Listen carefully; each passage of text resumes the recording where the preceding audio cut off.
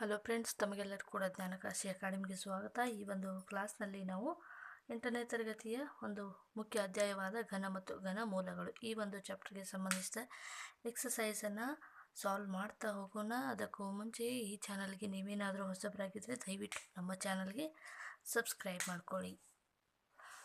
ತುಂಬಾ ಇಂಪಾರ್ಟೆಂಟ್ ಆಗಿರುವಂಥ ಮತ್ತು ಇದಕ್ಕೆ ಸಂಬಂಧಿಸಿದ ಇಂಟ್ರೊಡಕ್ಷನ್ನ ಆಲ್ರೆಡಿ ನಾವು ಡಿಸ್ಕಸ್ ಮಾಡಿದ್ದೀವಿ. ಚಾನಲ್ ಪ್ಲೇಲಿಸ್ಟಲ್ಲಿ ಹೋಗಿ ಚೆಕ್ ಮಾಡಿ ನೋಡಿ.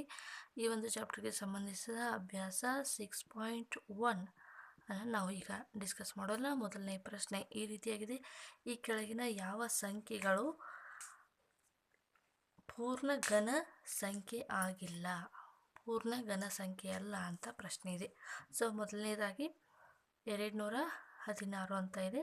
ಮೊದಲನೇ ಮೇನ್ ಕ್ವಶನಲ್ಲಿ ಸಬ್ ಕ್ವಶನು 216 ಅಂತ ಇದೆ. ಪೂರ್ಣ ಘನ ಸಂಖ್ಯೆ ಆಗಿದೆ ಅಥವಾ ಇಲ್ಲ ಅಂತ ಹೇಳಿ ಚೆಕ್ ಮಾಡಬೇಕು ನಾವೀಗ. ಸೊ ಇವಾಗ 216 ನಾವು ಏನು ಮಾಡೋಣ ಅಂದರೆ ಭಾಗಾಕಾರ ವಿಧಾನದಿಂದ ಸಾಲ್ವ್ ಮಾಡೋಣ. 216 2 ಒಂದಲೇ 2 0 ಬರುತ್ತೆ, 2 ಎಂಟಲೇ 16, 2 ಐದಲೇ 10, 2 ನಾಲ್ಕಲೇ 8, 2 ಎರಡಲೇ 4, 2 ಏಳಲೇ 14, 3 ಒಂಬತ್ತಲೇ 27, 3 ಮೂರಲೇ 9, 3 ಒಂದಲೇ 3. ಸೊ ಇದು ಪೂರ್ಣ ಘನ ಸಂಖ್ಯೆ ಹೌದು ಅಲ್ಲ ಅಂತ ಯಾವ ರೀತಿಯಾಗಿ ನಾವು ಚೆಕ್ ಮಾಡಬೇಕಪ್ಪ ಅಂದರೆ, ನಾವು ವರ್ಗ ಮತ್ತು ವರ್ಗ ಮೂಲಗಳು ಈ ಒಂದು ಚಾಪ್ಟ್ರಲ್ಲಿ ನಾವು ಏನು ಮಾಡ್ತಾ ಇದ್ವಿ, ಎರಡೆರಡು ಸಂಖ್ಯೆಗಳಾಗಿ ಗ್ರೂಪನ್ನಾಗಿ ಮಾಡ್ತಾ ಇದ್ವಿ. ಇದು ಯಾಕಂದರೆ ಅದು ವರ್ಗ ಸಂಖ್ಯೆ ಆಗಿತ್ತು. ಘನ ತಂದಾಗ 3 ಅಂದರೆ ಮೂರು ಒಂದೇ ಸಂಖ್ಯೆ 3 ಜೋಡಿಗಳಿದ್ರೆ, ಈಗ 2ರದ್ದು 3 ಇದೆ, 3ರದ್ದು 3 ಇದೆ, ಅಂದರೆ ಎರಡೂ ಕೂಡ 3 ಗ್ರೂಪ್ ಇದ್ದಾವೆ. ಹಾಗಾಗಿ 216 ಅಂತಂದಾಗ ಈಗ 2 ಕ್ಯೂಬ್ ಇಂಟು 3 ಕ್ಯೂಬ್. ಓಕೆ, ಇವಾಗ ಈ ಒಂದು 2 ಇಂಟು ಹೋಲ್ ಕ್ಯೂಬ್ ಏನಿದೆ, ಇದು ಕ್ಯೂಬ್ ಈ ಕಡೆ ಬಂದಾಗ ಏನಾಗುತ್ತೆ 216 ಇದು ಘನ ಸಂಖ್ಯೆ ಆಗುತ್ತೆ. ಆವಾಗ ಉಳಿಯುತ್ತೇನು 2 ಇಂಟು 3 ಅಂತ ಉಳಿಯುತ್ತೆ. ಇವಾಗ 6. ಹಾಗಾದರೆ 216 ಇದು ಯಾವ ಒಂದು ಸಂಖ್ಯೆಯ ಘನ ಆಗಿದೆ? 6. ಓಕೆ, 6ರ ಒಂದು ಘನ ಸಂಖ್ಯೆ 216 ಆಗಿದೆ. ಹಾಗಾದರೆ 216 ಇದು ಒಂದು ಪೂರ್ಣ ಘನ ಸಂಖ್ಯೆ ಆಗಿದೆ, ಪೂರ್ಣ ಘನ ಸಂಖ್ಯೆ ಆಗಿದೆ ಅಂತ ಹೇಳಿ ನಾವು ಬರಿತೀವಿ.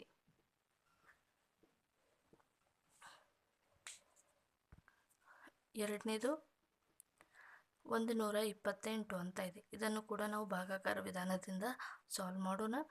2 6ಲೇ 12, 2 4ಲೇ 8, 2 3ಲೇ 6, 2 2ಲೇ 4, 2 1ಲೇ 2, 2 6ಲೇ 12, 2 8ಲೇ 16, 2 4ಲೇ 8, 2 2ಲೇ 4, 2 1ಲೇ 2. ಇವಾಗ 3 ಸಂಖ್ಯೆಗಳನ್ನ ಗ್ರೂಪಾಗಿ ಮಾಡಿ ಈಗ ಇಲ್ಲಿ ಬಂದಿರುವಂಥ ಅಪವರ್ತನಗಳನ್ನು ಮೊದಲಿಗೆ ಬರೆದುಕೊಳ್ಳೋಣ. ಒಂದು ಸೈಡು ಎಷ್ಟಿದಾವೆ 1 2 3 4 5 6 7 ಅಂತ ಇದೆ. 7 ಅಂದಾಗ 3 ಸಂಖ್ಯೆ ಒಂದು ಗ್ರೂಪನ್ನಾಗಿ ತೆಗೆದುಕೊಳ್ಳಿ. ಈಗ 2 ಕ್ಯೂಬ್ ಇದೆ, ಅಗೇನ್ 2 ಕ್ಯೂಬ್ ಇದೆ, ಎಕ್ಸ್ಟ್ರಾ ಏನಿದೆ 2 ಇದೆ. 2 ಜೊತೆ ಯಾವುದೇ ಆದ ಸಂಖ್ಯೆಗಳು ಜೋಡಿ ಸಂಖ್ಯೆ ಇಲ್ಲ.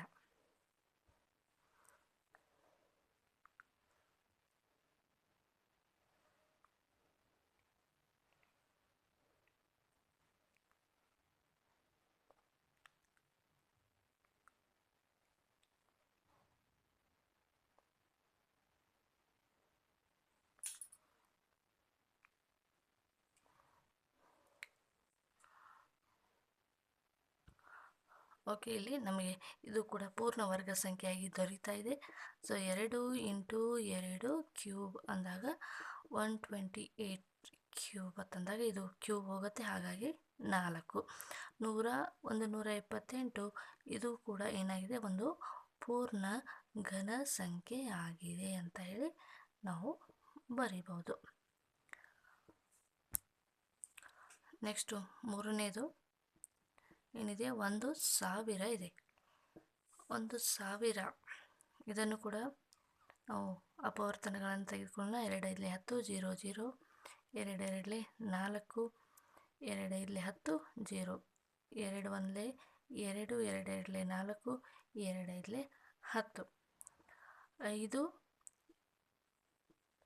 5 2 10 5 5 25 5 5 25 5 1 5 ಅಂದರೆ ಈಗ ಸಾವಿರ ಸಂಖ್ಯೆ ಏನಿದೆ ಇದರ ಅಪವರ್ತನಗಳನ್ನು ನಾವೀಗ ಬರೆದುಕೊಳ್ಳೋಣ.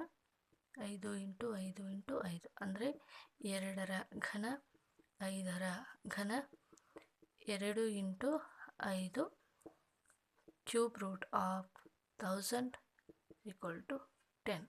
1000 ಅನ್ನುವಂಥದ್ದು 10ರ ಘನ ಸಂಖ್ಯೆ ಆಗಿದೆ. ಹಾಗಾದರೆ 1000 ಇದು ಏನಾಗಿದೆ, ಒಂದು ಪೂರ್ಣ ಘನ ಸಂಖ್ಯೆ ಆಗಿದೆ ಅಂತ ಹೇಳಿ ನಾವು ಬರಿಬಹುದು. ನೆಕ್ಸ್ಟ್ 4ನೇದು 100 ಅಂತ ಇದೆ. 100ನ್ನು ಕೂಡ ಅಪವರ್ತನದಿಂದ ಮಾಡಿದಾಗ 2 5 10 0 2 2 4 2 5 10 5 5 25 5 1 5. 100 2ರ ವರ್ಗ ಇದೆ, 5ರ ವರ್ಗ ಇದೆ. 100 ಇದು ಏನಾಗ್ತಿದೆ, ವರ್ಗ ಸಂಖ್ಯೆ ಆಗ್ತಾ ಇದೆ, ಆದರೆ ಇದು ಘನ ಸಂಖ್ಯೆ ಅಲ್ಲ. 100 ಇದು ಒಂದು ಪೂರ್ಣ ಘನ ಸಂಖ್ಯೆ ಅಲ್ಲ, ಇದು ಒಂದು ಪೂರ್ಣ ಘನ ಸಂಖ್ಯೆ ಇಲ್ಲ ಅಂತ ಹೇಳಿ ಬರಿಬೇಕು. ನೆಕ್ಸ್ಟು 4 6 6 5 6 ಅಂತ ಸಂಖ್ಯೆ ಇದೆ. ಇದು ಕೂಡ ಒಂದು ಘನ ಸಂಖ್ಯೆ ಹೌದು ಅಲ್ಲ ಅಂತ ನಾವು ನೋಡೋಣ. 2 2 4 2 3 6 2 3 6 2 2 4 2 8 16 2 1 2 2 1 2 2 6 12 2 6 12 2 4 8 2 5 10 2 8 16 2 8 16 2 4 2 4. ನೆಕ್ಸ್ಟ್ 2 2 4 2 9 18 2 1 2 2 6 12 2 1 2 2 4 8 2 5 10 2 8 16 2 7 14 2 2 4 2 9 18. ನೆಕ್ಸ್ಟ್ 2 4 2 ಸಾರಿ ಇದು 3ರಿಂದ ಹೋಗುತ್ತೆ. 3 2 6 3 4 12 3 3 9 2 1 3ರಿಂದ ಹೋಗುತ್ತೆ. ಅಗೇನ್ 3 8 24 3 1 3 3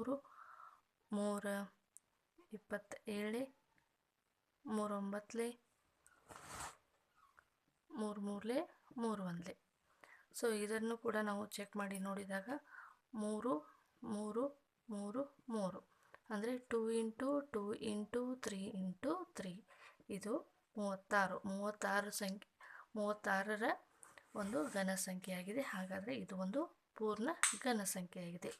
ಓಕೆ ಫ್ರೆಂಡ್ಸ್, 6 ಪಾಯಿಂಟ್ ಅದು ಘನಮೂಲಗಳು, ಘನ ಮತ್ತು ಘನಮೂಲಗಳು ಈ ಒಂದು ಚಾಪ್ಟರ್ಗೆ ಸಂಬಂಧಿಸಿದ ಮೊದಲನೇ ಎಕ್ಸಸೈಸ್ನ ಮೊದಲನೇ ಪ್ರಶ್ನೆ ಈ ರೀತಿಯಾಗಿದ್ದು. ಮುಂದಿನ ಒಂದು ಕ್ಲಾಸ್ನಲ್ಲಿ ಮುಂದಿನ ಒಂದು ಪ್ರಶ್ನೆಯನ್ನು ಡಿಸ್ಕಸ್ ಮಾಡೋಣ. ಅಲ್ಲಿವರೆಗೂ ನಮ್ಮ ಚಾನಲ್ ವೀಕ್ಷಣೆ ಮಾಡ್ತಾಯಿರಿ. Thank you so much.